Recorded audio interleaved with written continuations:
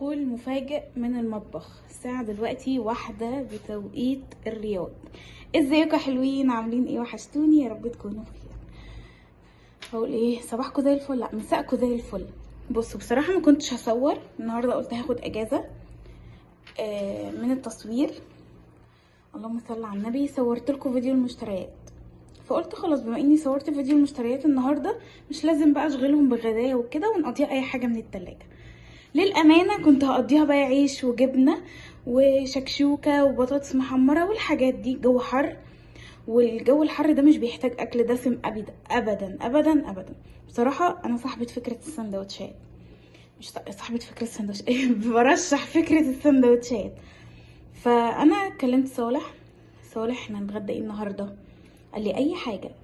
الكلمه والرد لاي راجل في الدنيا، مصري وغير مصري، عشان مش كل شويه تقولي الراجل المصري بيقول اي حاجه، اي راجل في العالم بيقول اي حاجه. قلت له ما ايه اي حاجه؟ قول لي عايز اكل كذا، إيه ناكل حاجات خفيفه، عيش وجبنه وبطاطس وحاجات من دي. قال لي طب ما انا فاطر كده، هفطر واتغدى كده.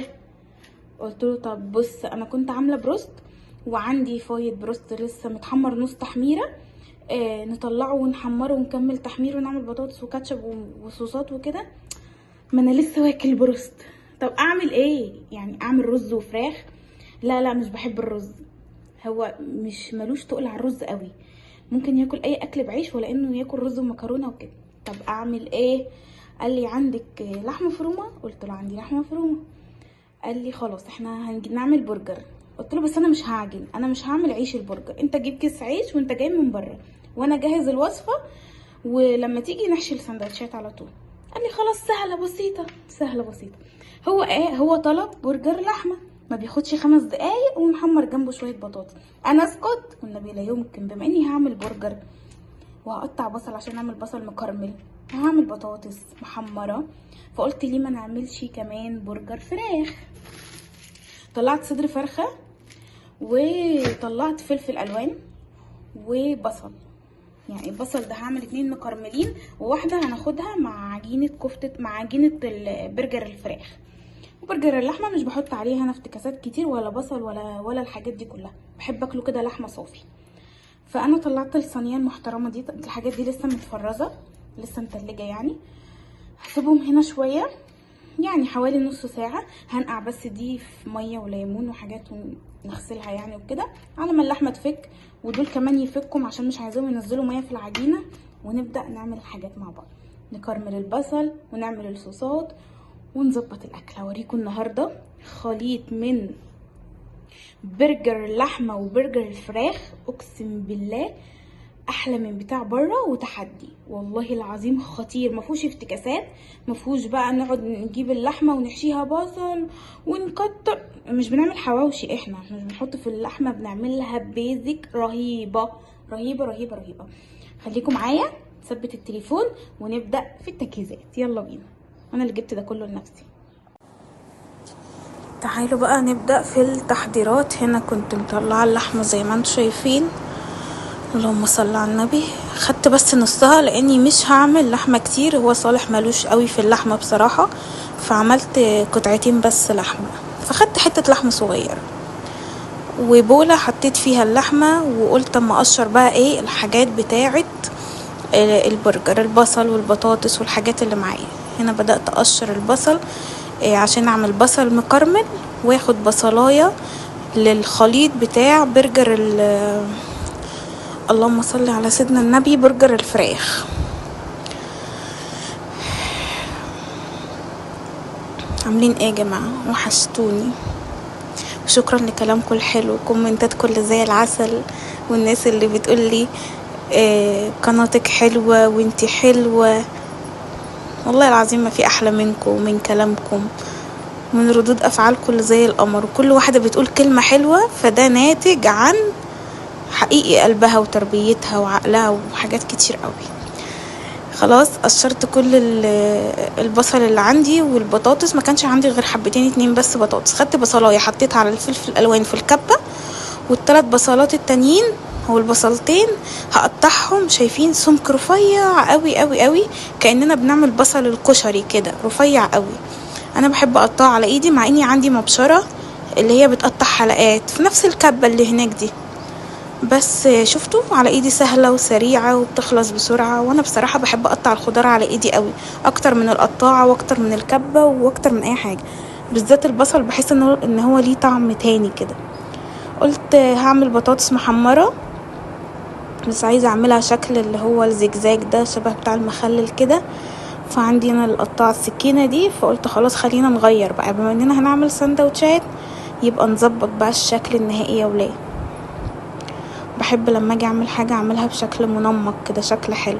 قطعت البطاطس زي ما انتم شايفين شرايح، وبعد كده قطعتها صوابع زجزاج كده، تبقى شكلها حلو قوي في التقديم. اللهم صل على النبي. ما كانش عندي غير بطاطسيت، يا نهار ابيض، 2 بطاطس حبتين. في كلام حقيقي بيعصلك في الموضوع. هنا بقى تعالوا نعمل برجر الفراخ. كان عندي صدر فرخه زي ما انتم شفتوه في الاول، قطعته غسلته طبعا بليمون وملح وكده، وقطعته وحطيت عليه فلفل الوان، ما عندكيش حطي فلفل اخضر فلفل احمر اللي يريحك. وحطيت بصلايه وحطيت ملح وفلفل، معلقتين كبار بقسماط عشان خاطر حاجه كانت عندي متفرزه. وهنا خدت توم باودر وبصل باودر، ما كترتش فيه توابل خالص. وهحط دلوقتي شويه بيكنج باودر او بيكنج صودا، رشه صغيره كده على طرف المعلقه، بتدي للبرجر نفشه حلوه قوي. دي بقى افتكاسه مني انا، معلقه هريسه شطه، عشان انا بحبها في اي اكل بصراحه. انتي ما بتحبيهاش، يعني مش بتحبي الشطه وكده، تقدري تستغني عنها بكل سهوله. هنا بقى برجر اللحمه انا بعمله بصوا عادي خالص، شويه ملح وشويه فلفل ومعلقه بيكنج باودر، بس كده. نص معلقه كمان بيكنج باودر. هنا احط معلقه كاتشب ومعلقه مستردة اختياري، ما بتحبيش طعمهم ما تحطهمش، بيدوا تسكيره كده حلوه لقلب البرجر. خلصنا خليط الاتنين، عملنا برجر الفراخ وبرجر اللحمه. تعالوا بقى نعمل ألذ صوص برجر هتدوقيه في حياتك. كاتشب ومستردة ومايونيز. ده مايونيز حار ممكن تستغني عنه، بس انا عندي، فانت عشان عارفين بحب الحاجه الحاره، فحطيت معلقه مايونيز حار ومعلقه شطه اللي هي هريسه، لا مش هريسه شطه، اللي هي الشطه اللي هي السبايسي، اسمها ايه، اللي شبه الكاتشب والحاجات دي، هوت صوص. خلاص وقلبتهم كلهم مع بعض. نقول تاني، كاتشب ومايونيز وهوت صوص اختياري ومستردة، وتقلبيهم كلهم مع بعض وتركنيهم على جنب. هنا بقى بدأت افرم خليط الفراخ، برجر الفراخ هرسته هرسة، لازم يتفرم كويس قوي قوي قوي في الخلاط اهو. هنا بقى خلاص تحس ان هو بيلزق شوية، ده طبيعي عشان خاطر حاجة كان فيها مية وكده، كانت مفرزة يعني كانت متلجة. هفضيه دلوقتي في قلب البولة، ويبقى كده جهزت الاتنين، الفراخ وجهزت اللحمة، هدخلهم الاتنين دلوقتي التلاجة. هنا بقى هبدأ افرم اللحمة فرمة محترمة، هي لسه متلجة معايا شوية عشان كده ما اتفرمتش قوي، بس عادي ما بين صوابعي كده وبفتت اللحمة المتلجة. اللهم صل على النبي. وهدخلهم الاتنين التلاجة حوالي نص ساعة. يبقى انا كده جهزت البطاطس وحطيت فيها مية، جهزت البصل اللي هيتكرمل، وجهزت الصوص، وكمان جهزت الخليط بتاع برجر اللحمة وبرجر الفراخ. هدخلهم كل الحاجات دي التلاجة نص ساعة، وبعد نص ساعة نبدأ بقى في التحضيرات. شايفين انا عمالة افرك في اللحمة عشان بس هي كان فيها كام قطعة كده متلجة، بس الحمد لله فكت وبقت زي الفل. شايفين؟ هدخلهم بقى التلاجة. تعالوا بقى نبدأ التسوية. حطيت هنا مكعب زبدة كبير وشوية زيت عشان بس الزبدة ما تتحرقش. وهنبدأ ندبل نكرمل البصل. وهنا طاسة غسلتها هحط فيها زيت دلوقتي عشان احمر البطاطس. سيب الزيت يسخن بقى واحمر هنا البطاطس، وهنا اكرمل البصل. هحط له دلوقتي معلقة سكر واسيبه يتكرمل مع بعض مع نفسه عقبال ما اعمل البرجر. بصوا كرملت البصل وعملت برجر الفراخ خطير، ريحته خطيره، وحمرت البطاطس. ودلوقتي بعمل برجر اللحمه عملوا معايا قطعتين 2، في واحده برجر هناك زياده هشيلها عينها في الفريزر مع بقيه البرجر، لان انا ما عملتوش كله. خلينا اعمله بالطلب احسن، نعمله بالطلب احسن عشان يبقى طازه كده. بصوا حركه حلوه قوي وبتفرق قوي قوي قوي في تيست البرجر، انك تجيبي العيش كده وتحمصيه بالزبده. انا حاطه هنا زبده. اللي محروق ده البصل بالزبده اللي انا كنت بحمره في الاول، فكل اللي في الطاسه ده زبده بيديله تيست خطير. ما كنتش واخده بالي ان الكاميرا ما بتصورش. حطيت هنا الخبز المحمص وصوص وبرجر اللحمه وشويه بصل. مش هحط اي حاجه، يعني الخس والطماطم والحاجات دي بصراحه مش بنحبها، وجبنه ما عنديش. وهنا حطيت شويه صوص تانيين اهو، ونقفل كده برضه. احط شويه صوص ونقفل كده خلاص. نيجي بقى البرجر الفراخ، هعمله دبل. احط شويه صوص، واحده برجر، شويه صوص، شويه بصل. يا اختي اطلعي، البصله ماسكه البعض. شويه بصل، كمان واحده برجر، شويه صوص،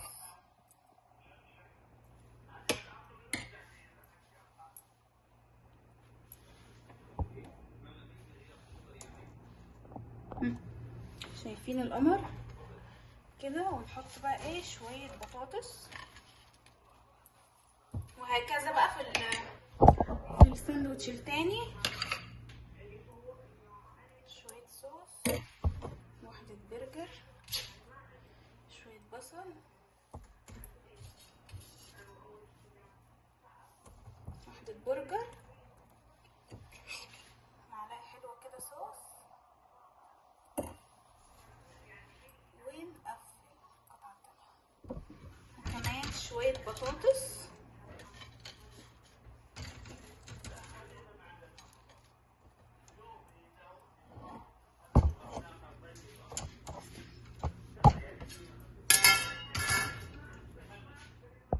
حطيته في كيس حلواني ونزين بيه البطاطس.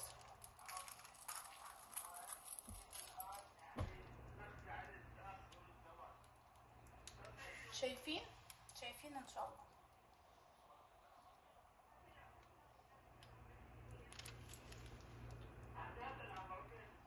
وبس كده، كل الاكل عندي خلص. نحط بقى دلوقتي ايه، نحط بيبسي 7 اي حاجه تبلع مشروب، نرجع بقى نشوف الشكل النهائي.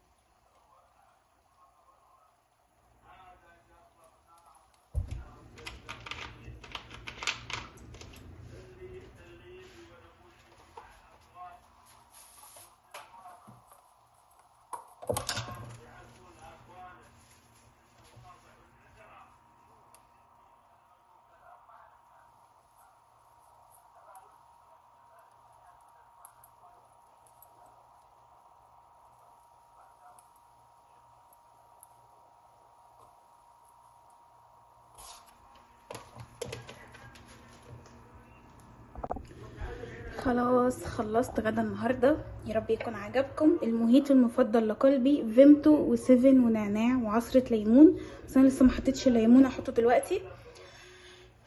عملنا برجر الفراخ مع بعض، عملنا برجر اللحمه، عملنا صوص البرجر.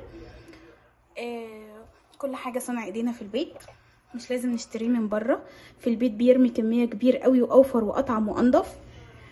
اللهم صل على النبي. شوفي احنا عملنا سندوتشات قد ايه، شوفي الواحد بره بكام والله، وهو ونفس الطعم. بالعكس ده اللي جوه البيت انضف، وانتي ضامنه الحاجه اللي انتي عاملاها وشارياها بايدك. وتنظيف الفراخ عشان دي اكتر حاجه بيأهملوها بره. متعرفيش برجر اللحمه بره بيبقى، ربنا يدي لكل واحد رزقه طبعا، وربنا بيحلل اللقمه في بقنا عشان خاطر ده رزق ناس، فربنا يوسع رزقهم جميعا يا رب. المهم يا رب يكون يوم النهارده عجبكم، يا رب يكون فيديو النهارده عجبكم، ولو عجبكم ما تنسوش تحطوا لي لايك للفيديو وتقولوا لي رايكم في الكومنتات، واشوفكم في يوم جديد وفيديو جديد. مع الف سلامه.